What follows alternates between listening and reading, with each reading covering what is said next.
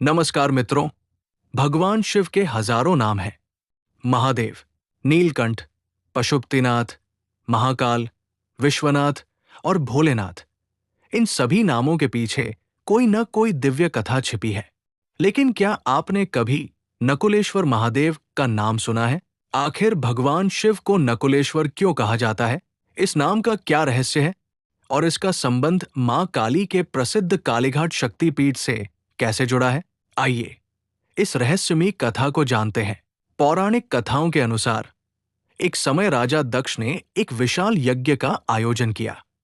उन्होंने सभी देवी देवताओं और ऋषियों को आमंत्रित किया, लेकिन अपने दामाद भगवान शिव को निमंत्रण नहीं भेजा। माता सती ने जब ये सुना तो वे अपने पिता के यज्ञ में जाने की इच्छा करने लगी। भगवान शिव ने उन्हें समझाया कि जहां अपमान का भय हो वहां नहीं जाना चाहिए, लेकिन पिता के स्नेह के कारण माता सती यज्ञ में चली गई। यज्ञ स्थल पर पहुंचने के बाद राजा दक्ष ने भगवान शिव का घोर अपमान किया। ये अपमान माता सती से सहन नहीं हुआ। उन्होंने कहा, जिस स्थान पर मेरे आराध्य का अपमान हो वहां मेरे लिए जीवित रहना उचित नहीं। इसके बाद माता सती ने योगाग्नि द्वारा अपने शरीर का त्याग कर दिया। जब ये समाचार भगवान शिव तक पहुंचा तो वे अत्यंत क्रोधित और शोकाकुल हो गए। उनके जटाजूट से वीरभद्र प्रकट हुए, जिन्होंने दक्ष के यज्ञ को नष्ट कर दिया। इसके बाद भगवान शिव माता सती के शरीर को अपने कंधों पर उठाकर पूरे ब्रह्मांड में तांडव करने लगे। उनके तांडव से सृष्टि का संतुलन बिगड़ने लगा। देवता भयभीत हो गए और भगवान विष्णु की शरण में पहुंचे। भगवान विष्णु ने सृष्टि की रक्षा के लिए अपना सुदर्शन चक्र चलाया। चक्र ने माता सती के शरीर को अनेक भागों में विभाजित कर दिया। जहां जहां उनके अंग गिरे वहां 51 शक्ति पीठों की स्थापना हुई। इन्हीं शक्ति पीठों में से एक है कालीघाट शक्तिपीठ, जहां धार्मिक मान्यता के अनुसार माता सती के दाएं पैर की 4 उंगलियां गिरी थी। ये स्थान मां काली का अत्यंत पवित्र धाम माना जाता है। लेकिन शक्ति पीठों की परंपरा के अनुसार प्रत्येक शक्तिपीठ में मां शक्ति के साथ भगवान शिव भी भैरव रूप में विराजमान रहते हैं। कालीघाट में भगवान शिव के इसी भैरव स्वरूप को नकुलेश्वर महादेव कहा जाता है। लेकिन उन्हें नकुलेश्वर नाम कैसे मिला? क्या इसका संबंध वास्तव में नेवले नकुल से है? और इस मंदिर की खोज कैसे हुई? कालीघाट शक्तिपीठ में भगवान शिव भैरव के रूप में विराजमान हैं और यहीं वे नकुलेश्वर महादेव के नाम से पूजे जाते हैं। लेकिन ये नाम कैसे पड़ा? स्थानीय धार्मिक परंपराओं के अनुसार बहुत समय पहले जहां आज नकुलेश्वर महादेव का मंदिर है, वहां घना जंगल था। उस स्थान पर एक प्राचीन शिवलिंग धरती के भीतर विराजमान था।